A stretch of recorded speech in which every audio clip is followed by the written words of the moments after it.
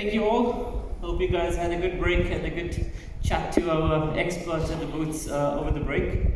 So next up, a really exciting part of the day. It's where we have our AOT, our Agent of Transformation panel. And I'd like to welcome, first up, ladies first, Lyubov Zaraya, our regional manager coming out of Moscow. Welcome, Lyubov.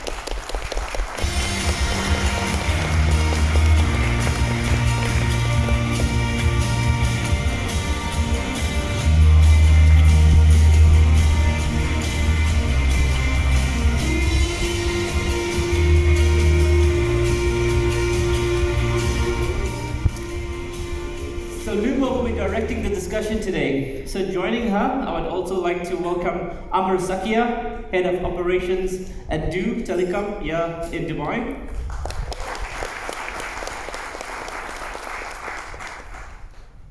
As well as Arno van Richthofen. Arno is the VP of IT at Emirates Airlines. Welcome, Arno. And joining us from Russia, Alexei Klepikov. Alexei is the VP, CIO, board member of Ingolstadt Insurance. Welcome, Alexei. So thank you guys. Lyubov, over to you. Well, hello everyone. Masa al khair. Today we are running the session, Meet the Agents of Transformation. But before that, I want to show you the next slide. Where is the... okay, sorry about that. I want to show you this slide because it's really very important. Read in every word in here. We will have a quiz on it later on today. Just kidding, don't worry. We are showing you some forward-looking information later today, and we are pretty confident to show it. However, we still show this. I'm very honored to be hosting this Meet the Agent of Transformation panel, and we will do the round of introduction in a minute, but I want to share with you how successful this event was last year when we were here in Dubai. The session started, discussions were flowing from the panel discussion into the networking event and through the whole evening. So let us, I'm not sure what's happening. Yeah, we will do the round of introduction, but I want to share a few numbers first. So only 9% of the world technologists are the agents of transformation, which makes them a really rare bunch. In 10 years, organizations and companies like yours will need at least 45% of their technologists to act that way. That's why we were interested to understand what makes these agents of transformation special. What is the real DNA of the agent of transformation? We are keen to receive the questions during our panel discussion today. Please feel free to scan the barcode located on the slide. Submit your questions. You can also vote for the questions by clicking the upwards arrow. If you want anyone in particular to answer your question, please specify. Well, let's meet our panelists, the agents of transformation. Well, first of all, can you please introduce yourself? What's your role? What's your day-to-day activities? And how long you have been the AppDynamics customer for? Okay, let's start from me. Alexei Klepikov, CIO of Ingolstadt Insurance Company. We are running AppDynamics products for 1.5 years. I believe it was one of the first installations in Russia. Yeah. We do a lot of things in insurance to transform not only Ingolstadt but the entire industry.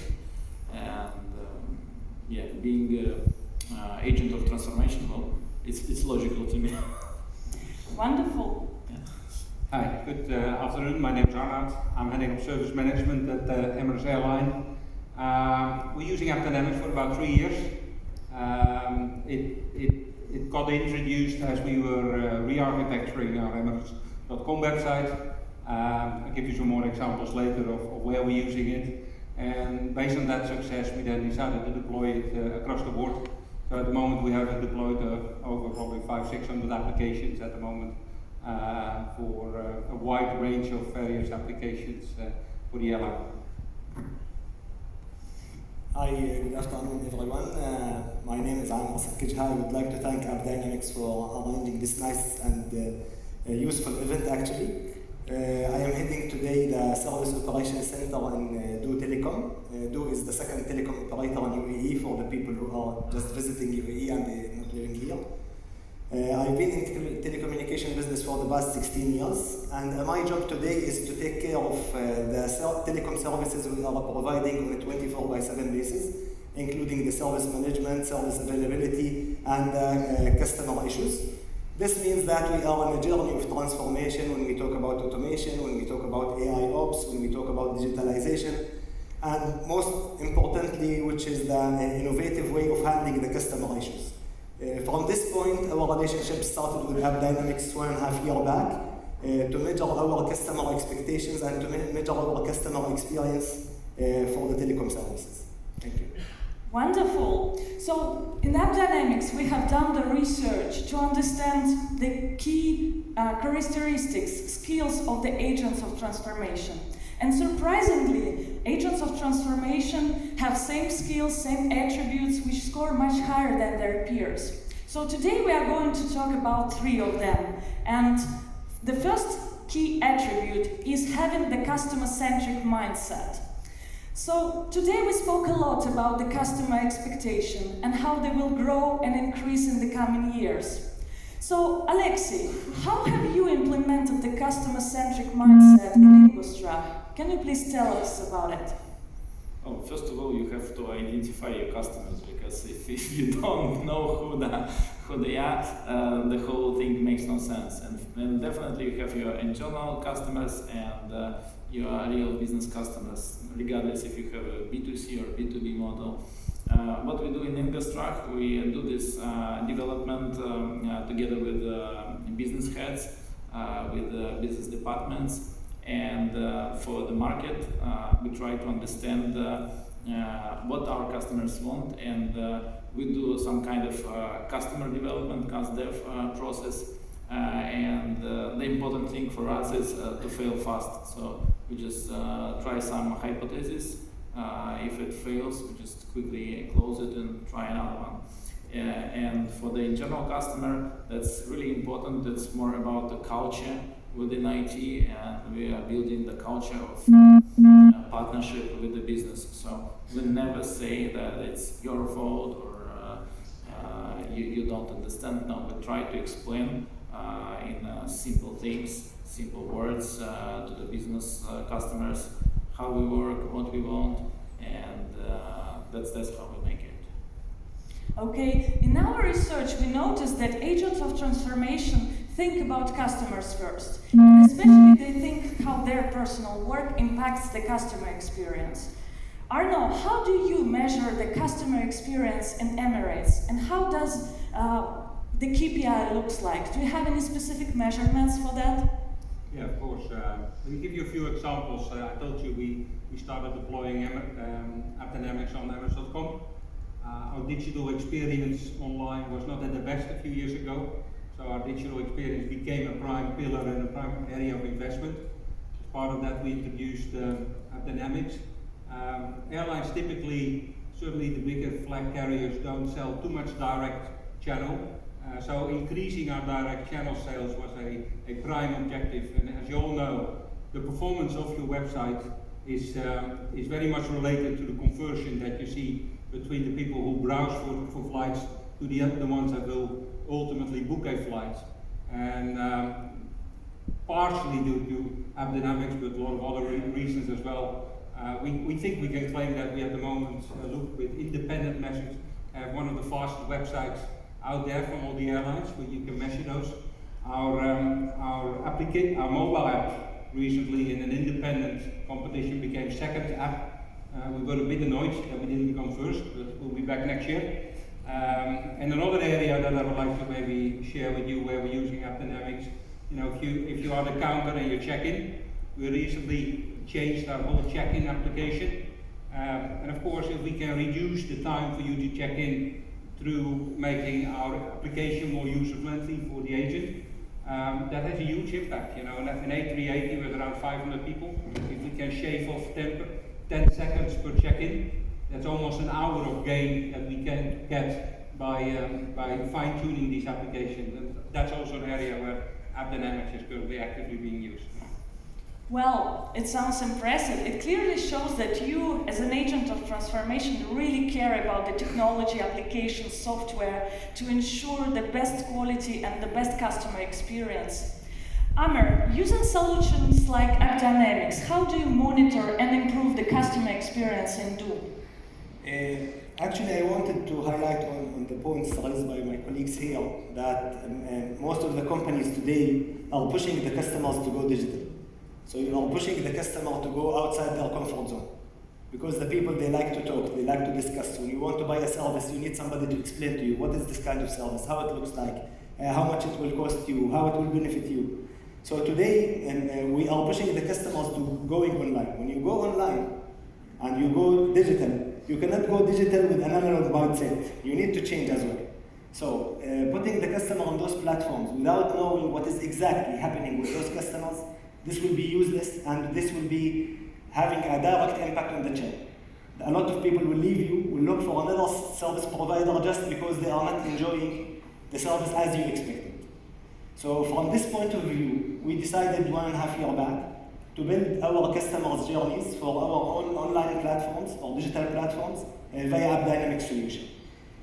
Specifically, we designed customer journeys on the analytical tool of AppDynamics. So we deployed our agents on the system serving the digital platforms, and we built the business logic. So we know today, when the customer is logging to my Do.ae, now he's logging to his account, how much time is taking until he logs into his account, how much time is taking until loading his data, how much time is the payment taking, is it staying in my payment gateway, is it staying with the bank, how was the logout experience, how was the details sent after that, confirming that the payment is accepted, and then monitoring the delivery of that services if he's purchasing a handset or he's asking for fixed services that the technician needs to go and fix it. So today, we have the end-to-end customer experience on the digital platforms.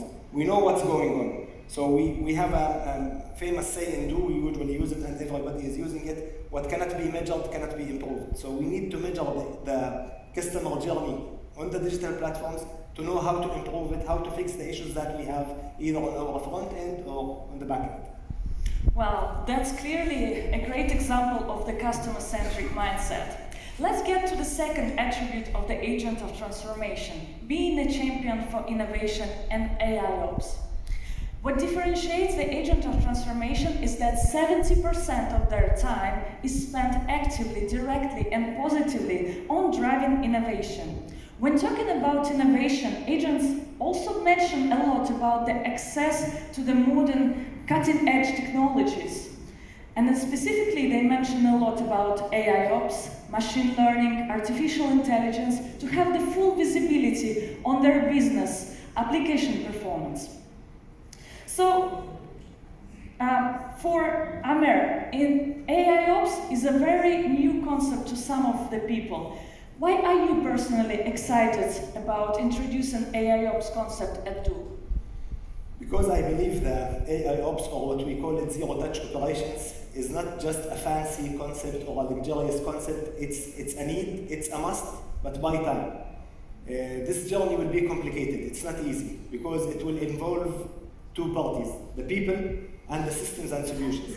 So when we talk about the people by human nature, they are resisting the change. Even sometimes they are denying. So when you talk to the people today about automation, they think that this automation will take their jobs. So no more jobs because the machine is coming.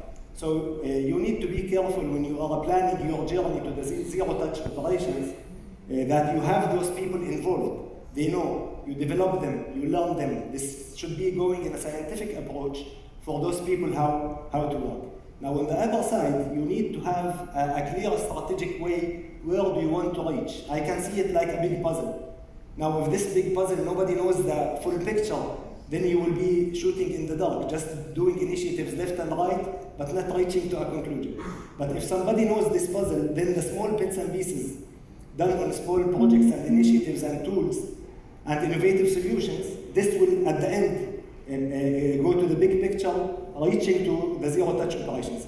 In Do, we have initiated an initiative and program called Service Excellence, where we have a blueprint for the coming 5 years, how we want this to look like. This will making is a link of engagement between the people who are working on those domains, how their value will be added on this end game journey when it comes to AI ops. It's not only about having machines replacing people, it's totally something else. Interesting. Arno, which part of IT operations at Emirates have you already started to automate? Well, there's probably not a single area in IT operation that we cannot automate, because we have a history of having done a lot of manual labor. But an area that's currently under a lot of focus is linking the, we have applications that have resiliency. Some of the applications need a manual switch over. And if you look to the typical time to restore a service, there's a certain time to detect that you have an issue. Then you have time to troubleshoot and investigate the issue. And once you know what the issue is, you have the time to resolve it. So we're currently automating the whole switchover process. And as a next step, we're trying to link the switchover with the detection from AppDynamics. So if I can determine and identify that an application is absolutely not working anymore, we're going to invoke that switchover process. So we call the closed loop remediation or the no-ops approach. So we're actively working on it. We think that we have around 25 key applications that are really the heart of the airline. We can get these automated. We traditionally at the moment work with a time to restore of about an hour. The switchover is around 30 to 40 minutes. We automate that. We have seen that we can do it in 5 minutes. We can now link the detection to the restoration. I think probably would love to commit to a time to restore of 15 minutes for some of our key applications. So we're on that journey, and we'll see in the coming months how far we can get. Good. Alexei, so what would your advice be for those individuals who want to introduce the AIOps concept into their organizations? I think that this discussion should be more practical.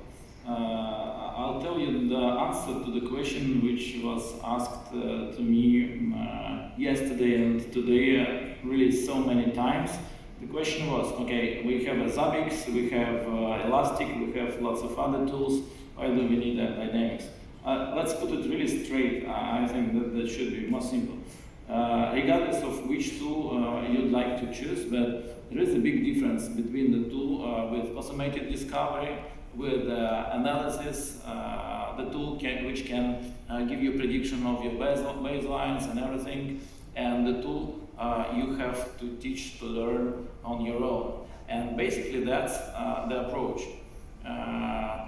Your colleagues or your management would say, well, what's the benefit for it? And you clearly have to explain this. It helps you to understand what's going on really faster. You will clearly understand what to expect from your systems, and that's really important. That's the difference between some standard approach and the more advanced where you really don't have to teach your tool manually. That's the basic how to explain this. Thanks for sharing this. Arno, we already understood that culture of innovation is very important in Emirates. How do you personally encourage driving innovation in your teams? Well, in our team, it's about, I think, for me, the pure characteristic of an agent of someone who transforms is to never be happy with status quo. You're always challenged, can I do things better? Can I move the needle? Can I do it faster? Can we do it cheaper? And if you can get that instilled in everyone, I think ultimately out of that thinking, creativity and innovation will come. At the airline level, we've always done that. We were one of the first airlines to equip our pursers with mobile. I think we became a mobile device before we called it a tablet. So our pursers were having a mobile device, and a bit of a secret. In the coming days, you will hear a an announcement that we're going to connect all of our crew and everyone will get mobiles. Our mobile strategy on board is becoming a prime pillar for us to everything we're doing. So whether it's your meal ordering, whether it's your the customer service, if your baggage delayed, whatever preferences you have, we are harmonizing and standardizing all of our mobile solutions. And again, also there, AppDynamics will be becoming a key part. You know, how's that performance, the back connection with backend systems. The challenge you're facing on an airline is that, you know, connectivity on board is always a bit of a challenge. So you want to make sure that everything is done before you take off. And so having the right monitoring and control in place is absolutely key for us to make sure that the service on board is second to none. That's very inspiring. Alexey, earlier in the keynote you shared with us the innovation, what you do in Ingostra.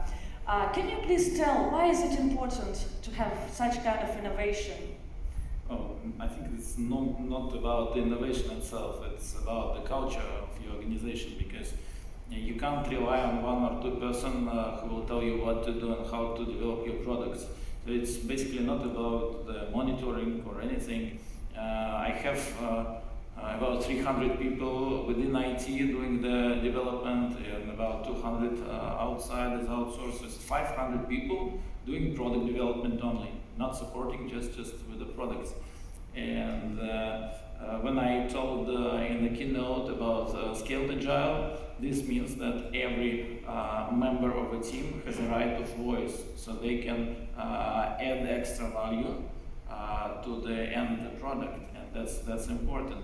So when we on the program increment planning, when we claim the business value for each feature, for each story, every team member has a right of voice and explanation why I think that's important, or they can say no, we don't do this because that's not good for us or for our customers.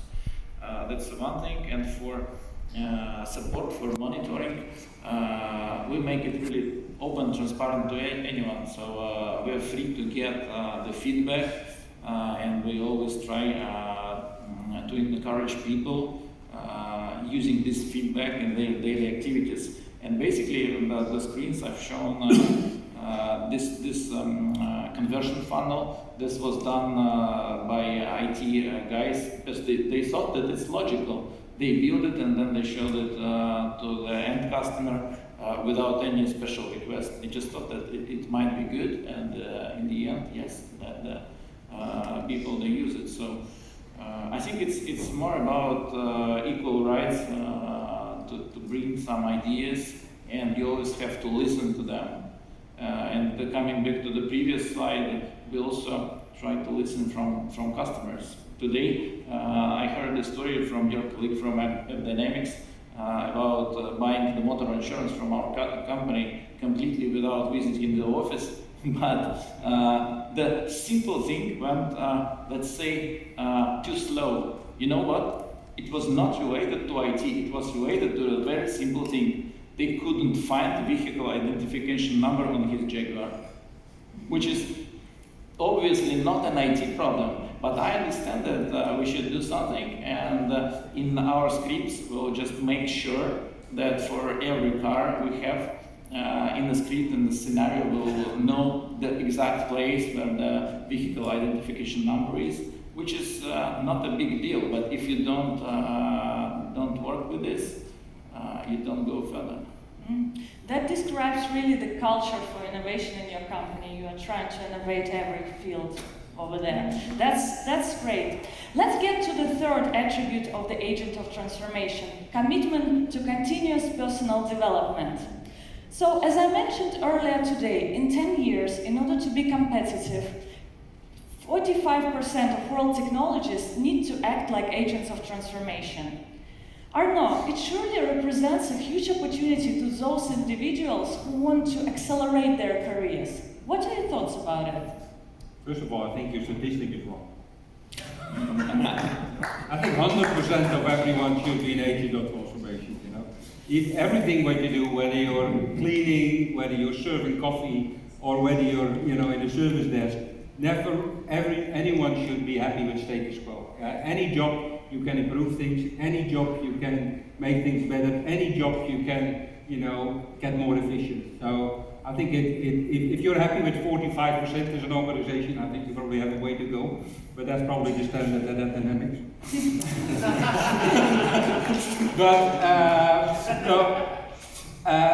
So I think, why is it? I think the more there is an inner desire to change, more there is an inner desire to drive transformation, I think ultimately that will pay off. Yeah, the moment you continue to display that, it will get recognized in an organization. So I always say, try to be yourself, try to focus on how you can improve things, try to make sure you are the one who's initiating and driving the change. That will ultimately show off, and it will have an impact on your career. At least it worked well for me, by always being critical to what we do and how I can make a difference. So, and I think that is probably valid for everyone. Just focus on what you're good at, focus on the change, be the driver of the change, and drive the change rather than be changed. I think that will do well for everyone. Wow, very inspiring. Yeah, Alexei, it's clear that agents of transformation are really on top of the modern technologies. What other skills are you looking for in the individuals who are you recruiting for Ingostruck? Okay, there is a good story about Ingostruck. We have a kind of graduate program for last several years, and normally for this program we took the best students from the best universities of Russia, and this was actually failing every year. It was a surprising story because these guys, they thought that we owe something to them, we are obliged to do something for them, but it's not true in reality. And the lack of motivation is the worst thing that can happen when you recruit someone to your organization. Last year, we changed the game. There was a challenge for, I think, 450 candidates for the graduate program, and only 25 of them were selected. And the primary filter was their motivation, not the knowledge, really. And this means that basically soft skills of people you're working with are becoming more and more important, because technologists themselves, they change. But if your people, they really are hungry to the knowledge, they really are motivated to the result, then you got success. It's not about technique itself, because it really changes all the time. And when the people ask, at Gartner, what is the most important technical knowledge in the next 10 years? Come on, who knows? You really suppose it's possible to know? No.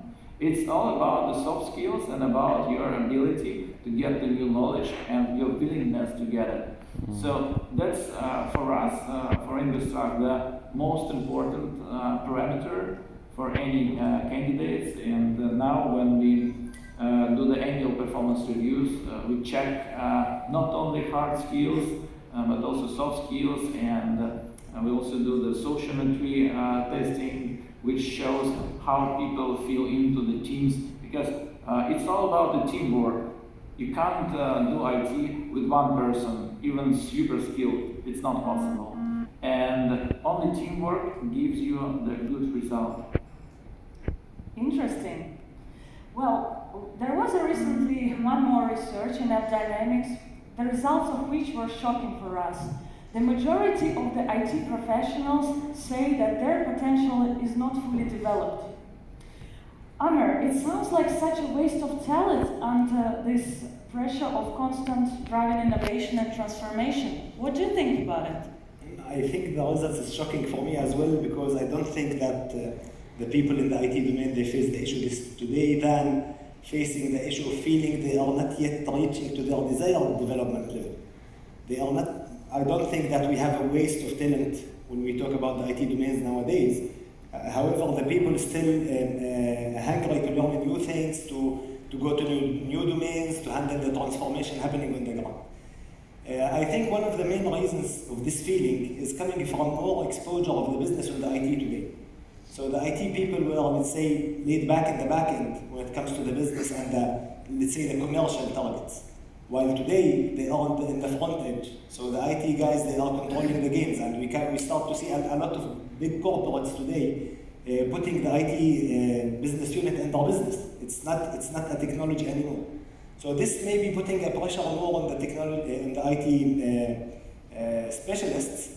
However, there is a big journey coming of transformation and a big opportunity for the people to learn. This all will depend on the discussion we had about the culture and how innovative you are, how you let the people to do the things their way. So I always advise the people to stop telling their teams to think out of the box, because once you say this, you are telling them you are inside the box, which means that you still have limits.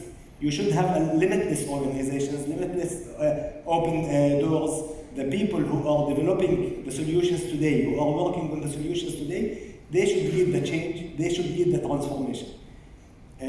Might be the job security also having an impact on this one, but with open culture, these things will dissolve and the transformation will happen and will be more and more opportunities for the IT people in the business. Okay.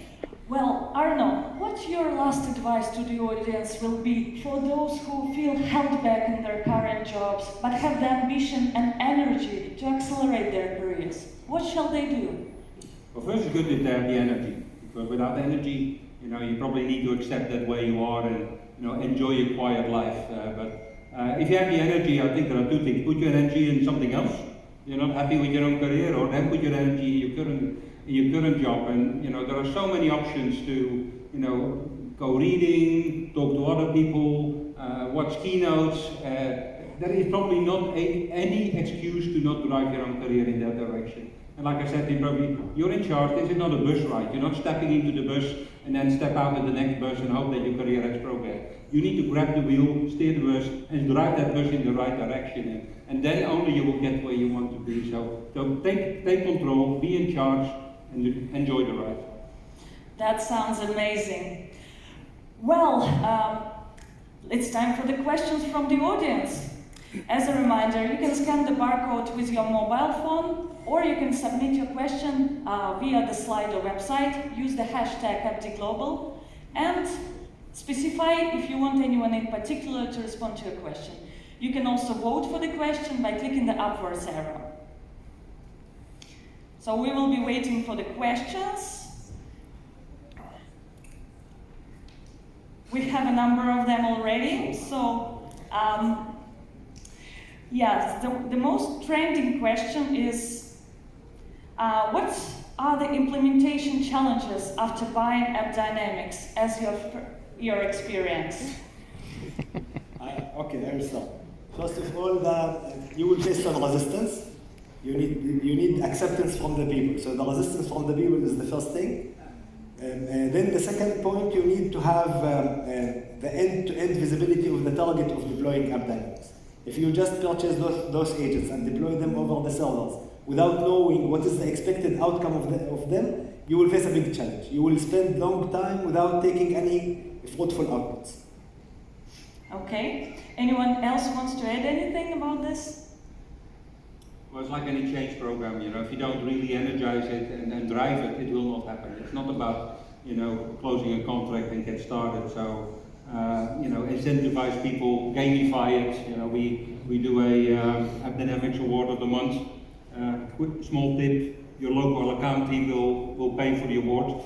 So, so try to really, try to come up with ways to make it a topic for discussion. And of course, in Emirates we took the challenging role. We didn't have a COE that did it, for each application, went to the next one, but we went almost IT-wide, and we tried to drive the change program with a few hundred people, and that's a bit more challenging. It takes a bit more time, but I think the reward pays off at the end very much. But it's persistency, it's enthusiasm, and certainly as leaders and people who are sponsoring the event, you need the one who are probably most enthusiastic about it, because if you are not enthusiastic, they will not be either.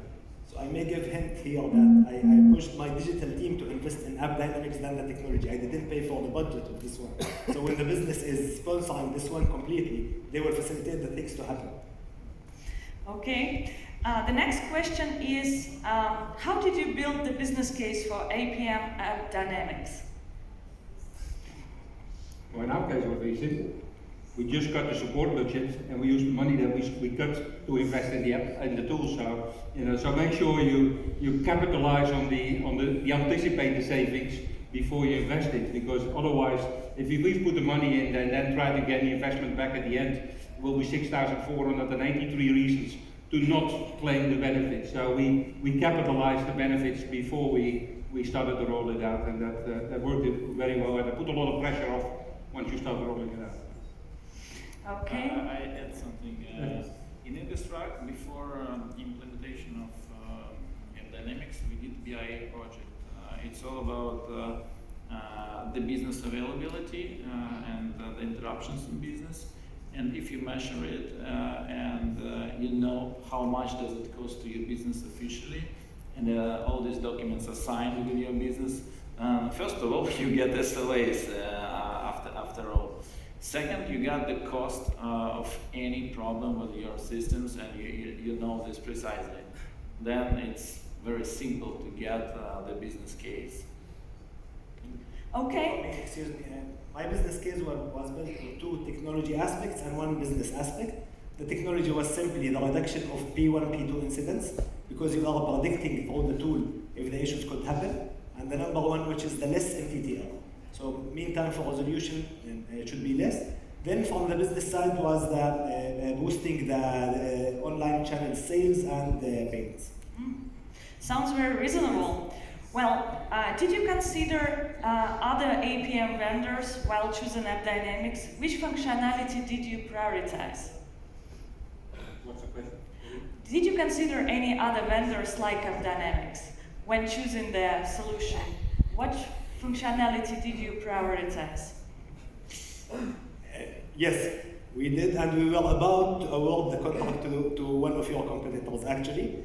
The key point was the analytical dashboards, which gives the business customer journey and business dashboards. That was the point, changed the competition from the other vendor to AppDynamics 1.5 years back. Okay. Do you believe? Sorry. Yeah, On please. our side also, we always check Gartner Magic Quadrant. It's simple, and we select top vendors, and we always do system selections. We did proof of concept with both, with AppDynamics and with Riverbed. And in the end, actually, we have both solutions, but for different purpose, because Riverbed is really good with the network, is not good with business applications. And with AppDynamics, we are really happy with business applications. So, it's the other end of the monitoring. Okay. Do you believe business visibility is mainly for tech people to better prioritize their work, or business people to know what happens on their tech side? I missed the first part. Do you believe business visibility is mainly for tech people to better prioritize their work, or business people to know what happens on the tech side? I think it's a two-way street, probably. So I think it probably, in our case, we started on the tech side. That we started to see the benefits, and if we see the benefits, it's easier to participate and share it with the business. But I think probably the number of other lines of business, your side has been taken from the business side more than anyone else. So it depends a little bit maybe who carries the budget, who drives the decision of who's driving the whole project as well. Okay. Question to Alexei. How do you change the culture view of failure though? I get you have to try things, but failure is seen by my executive as something that is really bad. No, failure is really acceptable.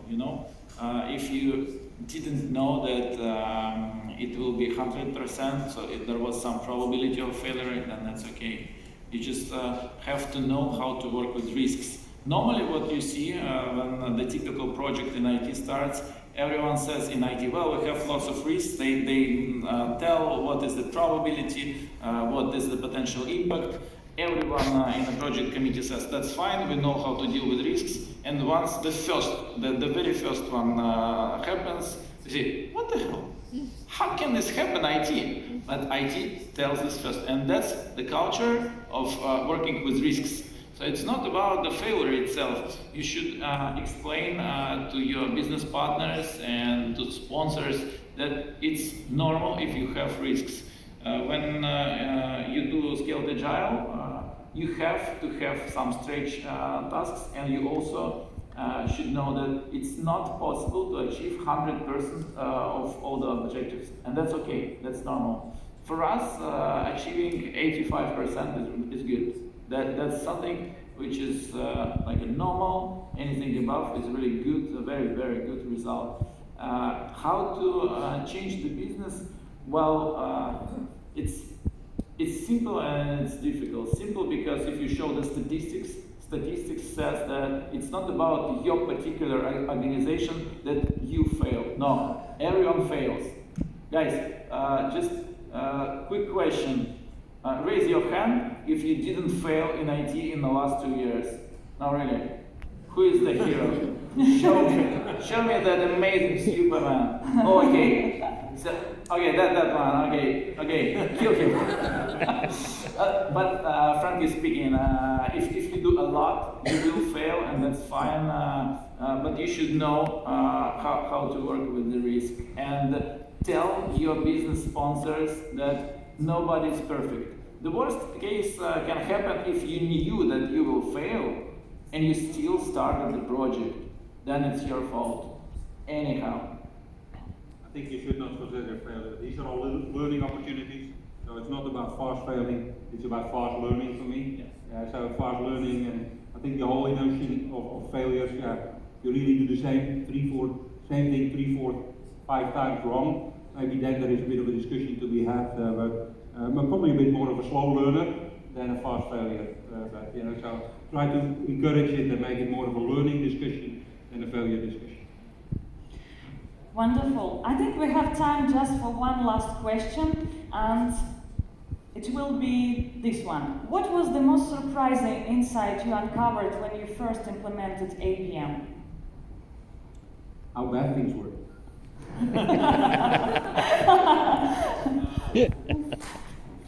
No, you really see, the moment you turn it on, it's scary because you see errors, slow calls all over the place. You see things that you never knew you had before. It can be a bit discouraging because suddenly you think, oh gosh, you have to clean all of that up.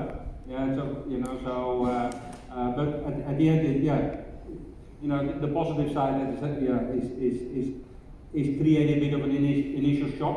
But I think that works to your benefit because you know what you have to focus on, and you know where the areas that your efforts really make a difference because you can measure it by cleaning it and you see the performance improvements. Well, we need to actually wrap up. Time is running out. But as I think, it was a really amazing discussion. Great insights, very inspiring. Hope the audience also enjoyed it. Alexei, Arno, Amer, thanks a lot for being here. Thanks for being with us on the panel and answering these interesting questions. I want to ask the audience to give a big round of applause to our panelists.